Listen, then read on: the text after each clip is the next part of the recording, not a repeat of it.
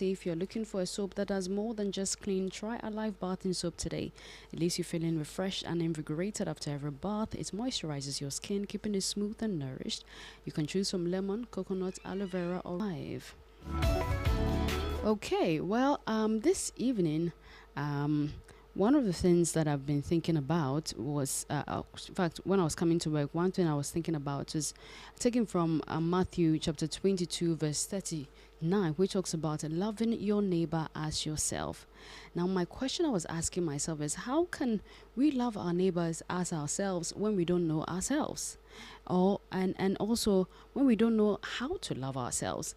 And this evening I have Elder Abraham Gyimah Bugyei, and he is a social worker and capacity building consultant, head of counseling ministry, the Church of Pentecost, East Legon District.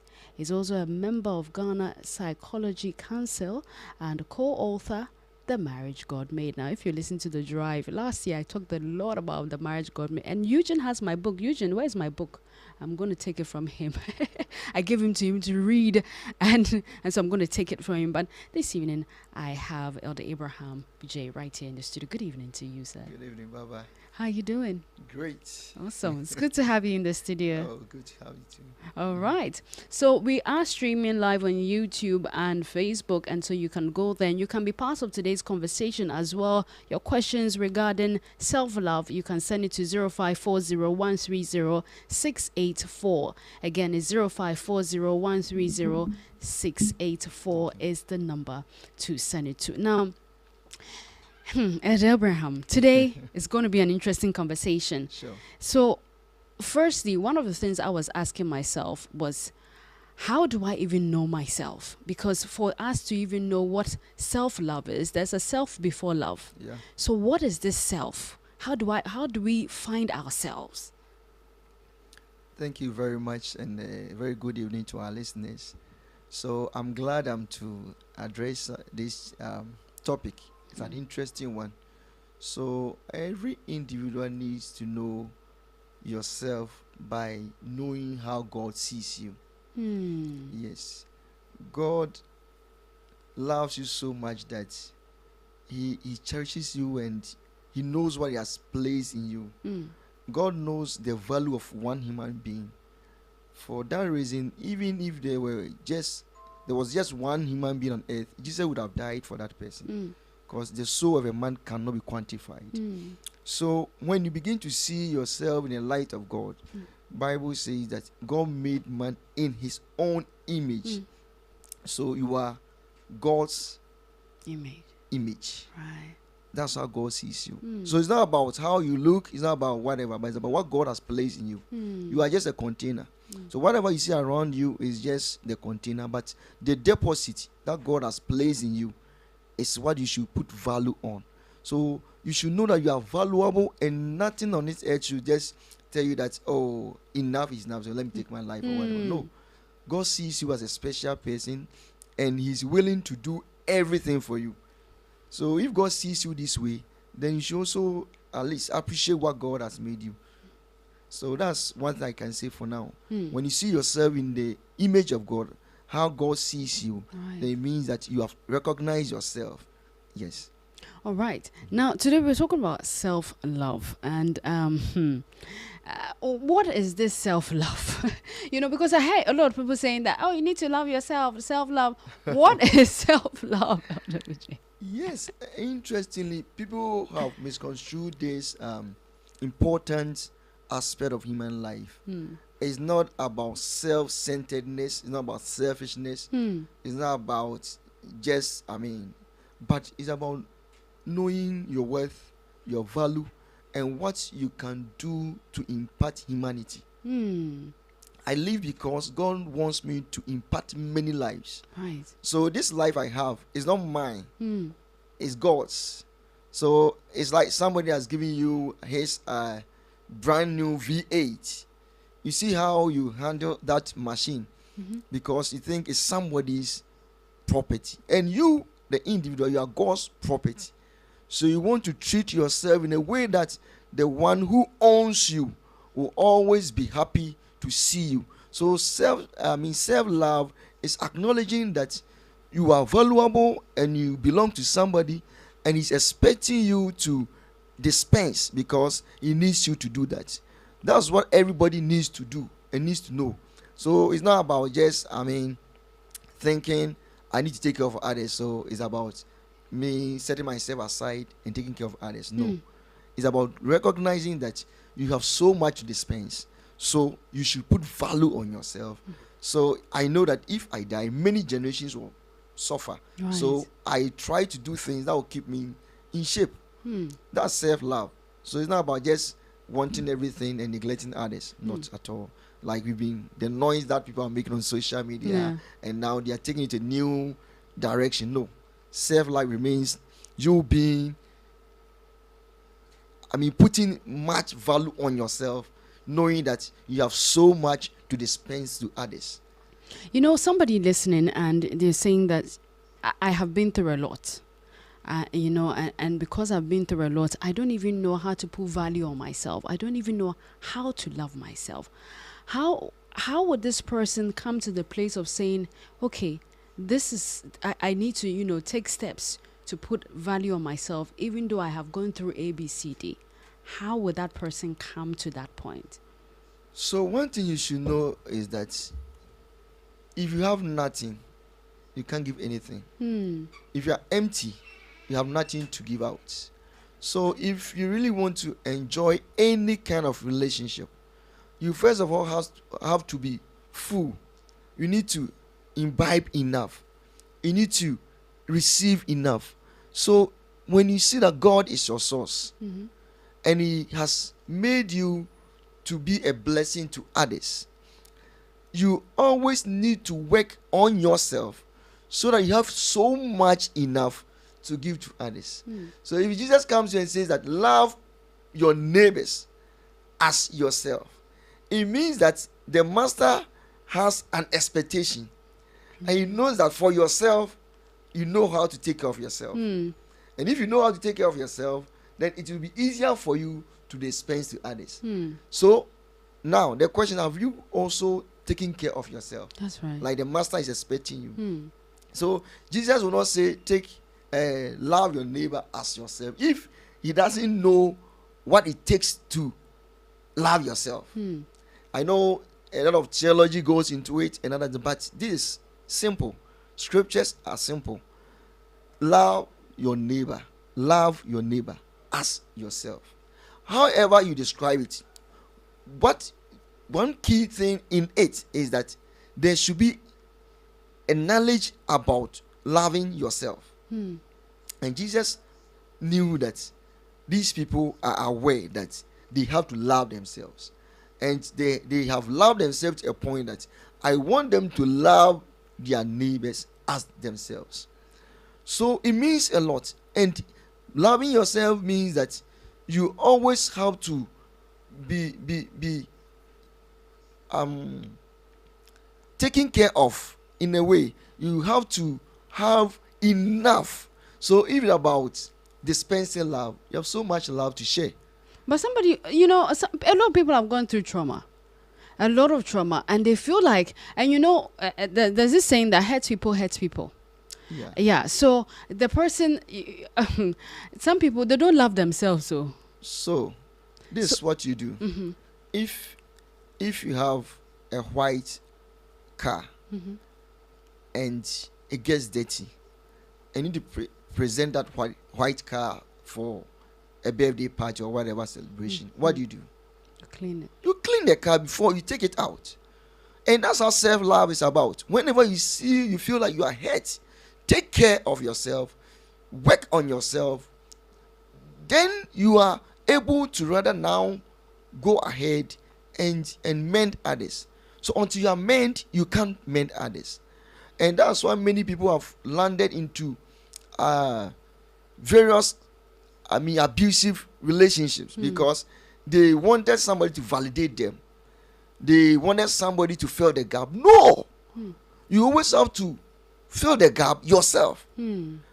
So if you are unhappy and you think somebody comes to your life as a spouse, that person is going to give you happiness, you can never have happiness.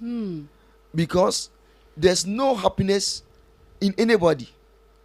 That's interesting. There's no happiness in No, anybody. so I say there's no joy in love. Love is in you. So if I have love and my wife has love, when we go into the marriage, she produces love, I produce love, and there's love in the marriage. There's joy in the marriage. So when you are hurt, when you are traumatized, when you've gone through abuse and all that, don't go ahead to just bring other people to yourself. You need to heal. You need to work on yourself before you think about now reaching out to others. If not, you always go through cycle of abuse, cycle of disappointments, cycle because you yourself, you not dealt with yourself and you are trying to source from others. It won't work. Take from God so you can give to others. If you don't do that and you want to, your husband, your wife, your boyfriend or girlfriend to give you joy, they have none to give you. Yes, and that's how people are struggling. If you have not loved yourself enough, when people are loving you, you wouldn't know. You wouldn't appreciate. Wow. When Yes. if you don't love yourself enough, when people are loving you, You wouldn't see it. You wouldn't appreciate it. Hmm. Okay? Because there's something that prevents you from loving yourself. When that thing is taken off, nobody can love you enough. So many people are struggling in marriages because they had a perspective, they have expectation, and they thought that once this person is in my life, everything must work for me. But the other party might be doing everything humanly possible according to their ability, but this person is not seeing it because there's a blockade. So if you are not able to make yourself happy, nobody can make you happy. And that's where self-love comes in, when you are able to identify your weaknesses, the things that hurts you, and you're able to deal with them. And now you are a whole human being. You are a complete person. Then you can also enjoy relationships. So the little people put to you, you really appreciate it. Okay. So sometimes you say, oh, this person is too appreciative. They listen to be talking because they know how to love. So they list love, they appreciate it.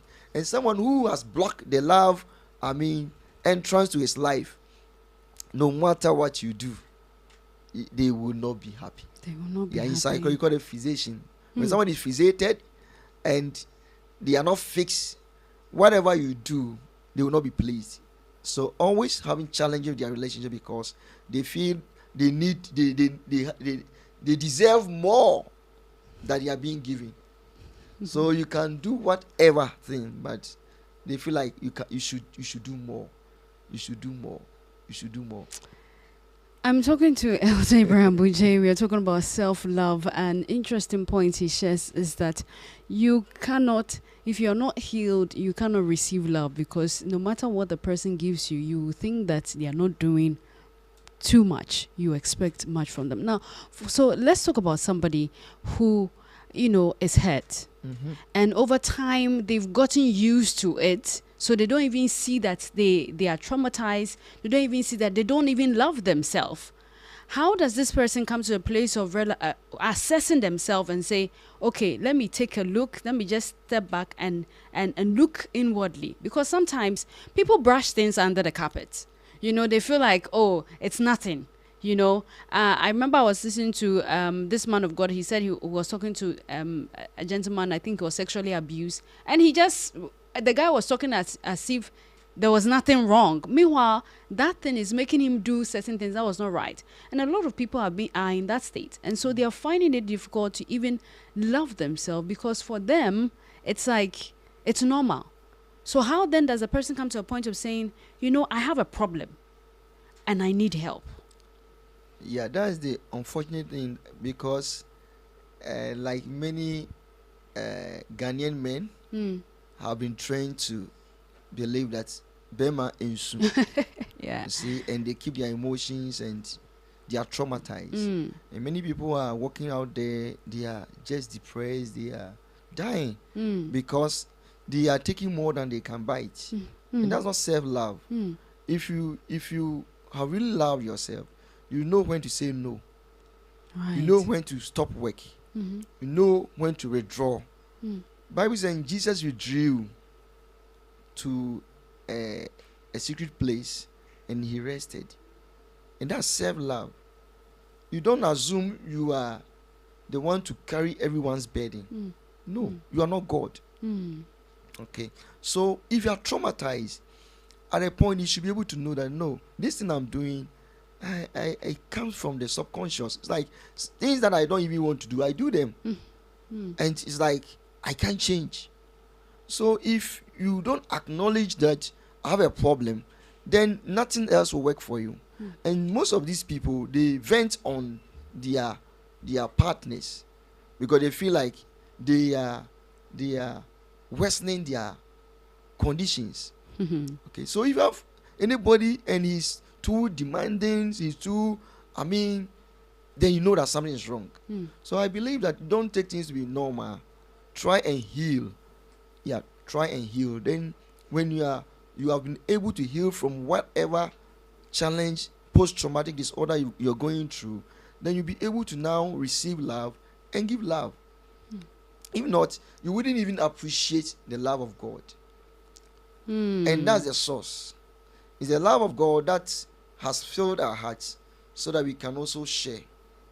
So even if you've committed some sins and you don't come to a point that God loves me so much, he has forgiven me, Right. so I need to forgive myself and move on, then you will still remain the same and feel like you are hurt, you are offended, and then you begin to react and vent your anger on others.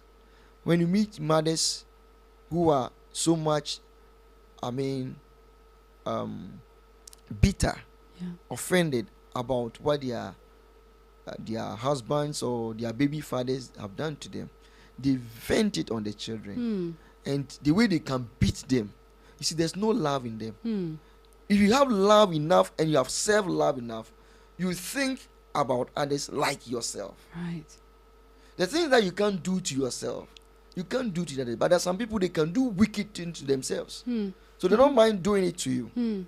So if you're at that point and you don't work on yourself to be able to know, I'm so precious that I don't do things anyhow. Right. I'm so precious that I can't die anyhow.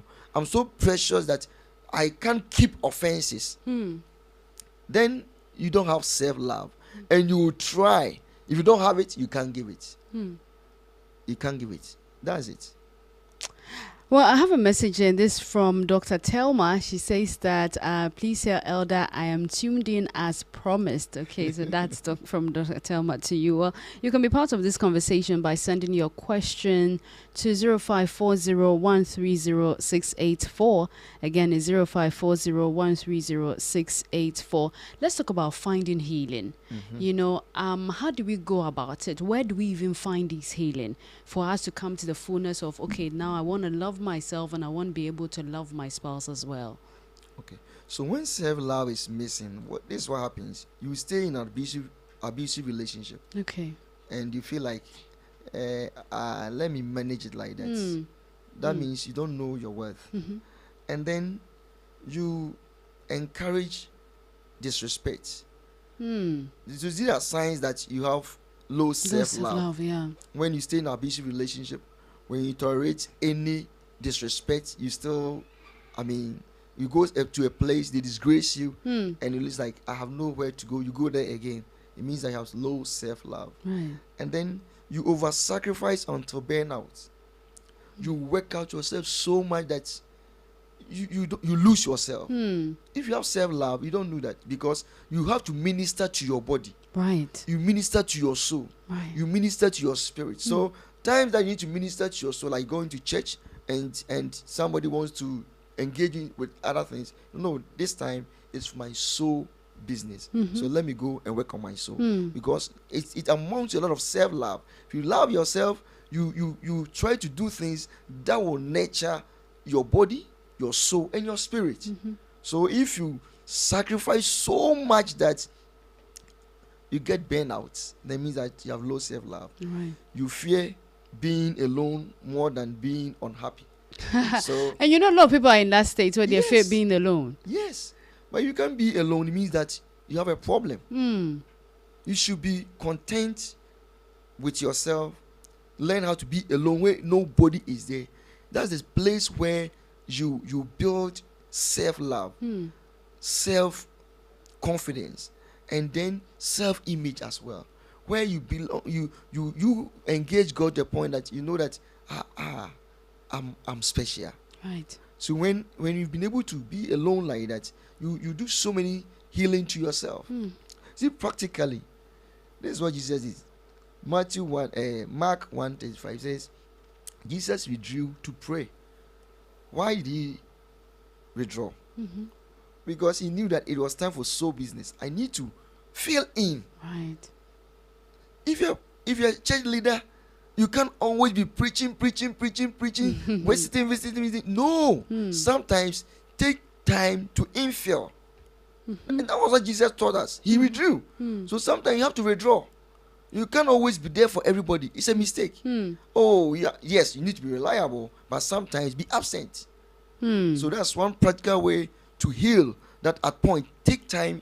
If you are always with people and it looks like when the people are absent, you can't exist, there's a problem. You should learn to withdraw. And then Matthew 5:16, Jesus often withdrew from the crowd and went to a secret place. What was he going to do? To refill. So if you want to heal from any kind of trauma, take time alone and engage God to refill. If you're so much engaged and you feel like you are overwhelmed and you are fighting your spouse, you are fighting your children, it means that you are going too far. Take time and refill. Engage God, take some rest, and resuscitate your body, resuscitate your soul. That's one thing you need to do. Sorry. You see, as a human being, learn to be a human being. I like that. Jesus was God, fully God.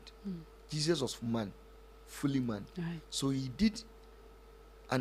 showed us an example of being human. So when you need to cry. John 11:35, and Jesus wept.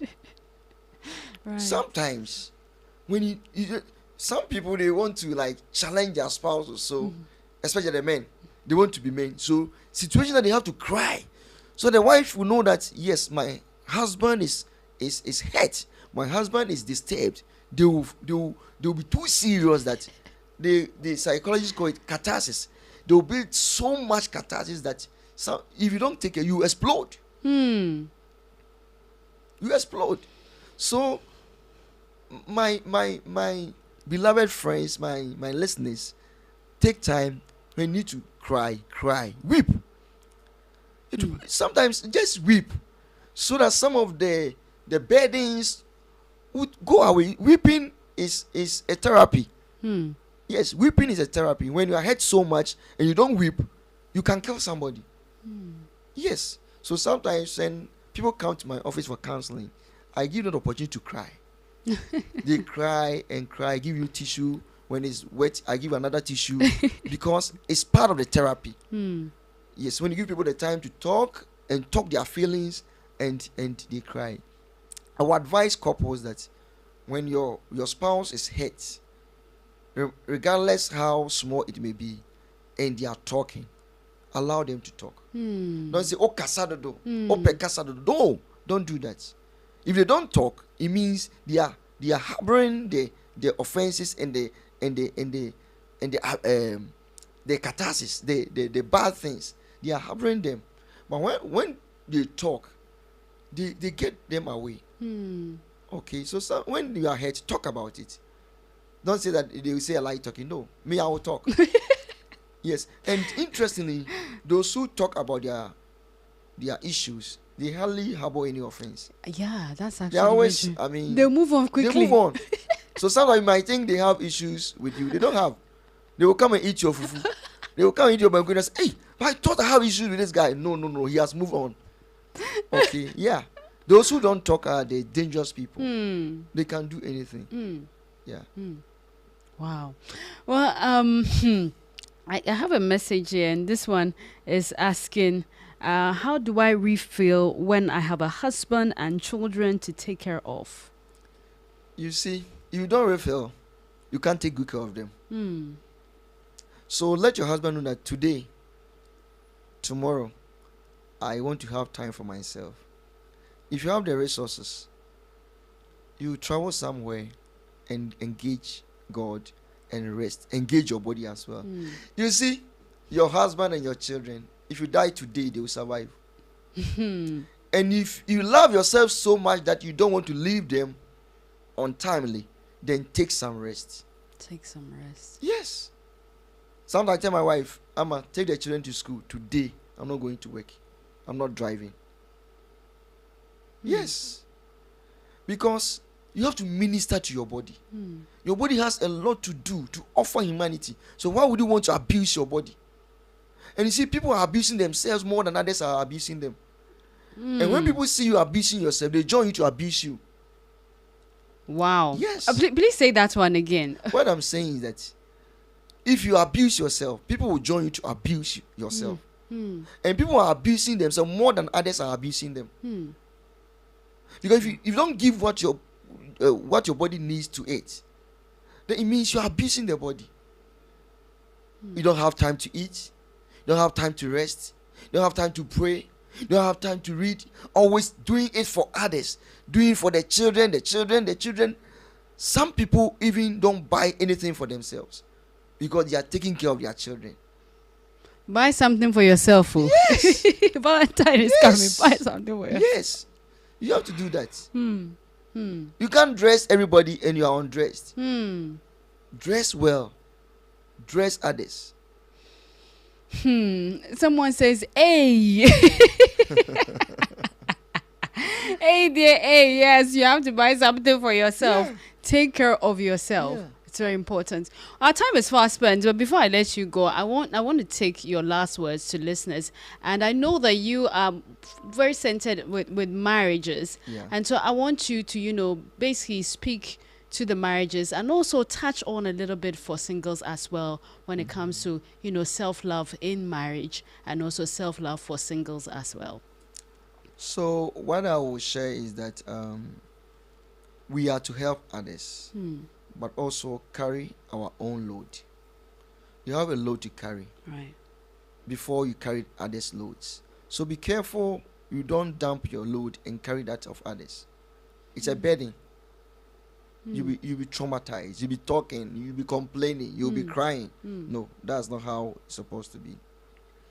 Self-love says that I can help you, but not at the cost of my health I can help you, but not at the cost of my health and my happiness. and my happiness. You don't sacrifice your happiness for others. It's not godly. No. I love you, but I won't allow abuse. That is self-love. I love you, but I won't allow No. abuse. No. I forgive you, but I will still set boundaries. That's self-love. So you are not always being abused, always being because I need to forgive and forget. You are being abused over and over. No. Set boundaries. Set boundaries. So many people pray that, Lord, send me someone to love me. But God may be asking, have you learned to love the person I already sent you yourself? That's interesting. So if you succeed in marriage, learn to love yourself. If you succeed in business, learn to love yourself. Right. It's learning. It's an art. You can learn how to love yourself. Bible says that a person of noble character who can find. It means that you can build yourself to a point that you have that character that you see people who love themselves, they are lovely. Yes. If you are searching for marriage, don't go looking for love. Love yourself. The more you invest in yourself and the more you love yourself, you look so attractive. Yeah. And everybody wants to attract you, this love. If not, people will just come and abuse you because you are desperate. Young lady, young man, don't be desperate. Just fill your tank. Keep being the best of yourself. And then it will attract people to come to you. Right. Wow. So before you ask who will love me, ask how do I treat myself? Hmm. Do I believe I deserve peace? Do I walk away from what destroys me? Self-love is being able to identify what can destroy you and walk away from it. Abstaining from sex, drugs, and other things means you love yourself because you know it can destroy your life. Right. So that's what self-love means. It doesn't mean you are being selfish, but you know how to take care of yourself so that you can also be a blessing to others. So my final take is renew your mind with God's word. If you want to heal from any form of abuse, it starts with you. Love begins with you. Yes, we take it from God, but before we dispense, it starts with you. So learn to love yourself, renew your mind, speak life, not curses over your life. Always be positive. When I was growing up, in where I grew up, they used to insult a lot, and they've spoken so many bad things about me. But when I was growing up and I got to appreciate self-love, I redefined what they said. Right. They said I was short, and I said I was cute.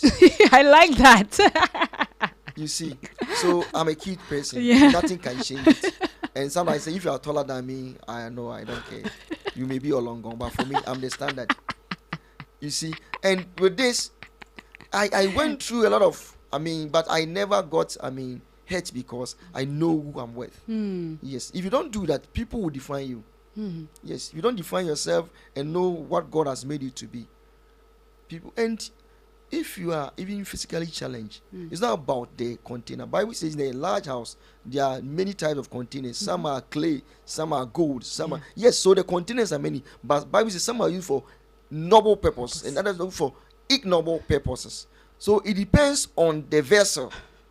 It's about how you position yourself that matters, not how people see you. And that's self-love. And know what I'm worth. If you insult me, I will not insult you back. Yes, right. But I know myself. You say you are doing nothing, I know I'm doing something. So if not, and when I see people fighting in institutions, fighting everywhere, I know the problem is self-love. They've not identified who they are and what they carry. So they are now looking for validation from others because I wanted you to say I'm beautiful because I don't know I'm beautiful. And you say I'm beautiful, then I begin to attack you. Oh my goodness. This is a very, I don't know, my time is fast, but this is a very interesting conversation. If you don't know that you are beautiful, you are looking for me. Somebody say you are beautiful. Me, when I dress, I look in them, I like taking pictures. I take my pictures, I look at the pictures and say, wow, this is great. You expect. This is great me. So I go to church, you look good. Say, yes, I know. I know I look good today. You see. So if nobody says it, I don't care. Yeah. You don't have good eyes. So oh my God. People keep wondering, this guy, they want to do something, then you'll be hurt. But I will not.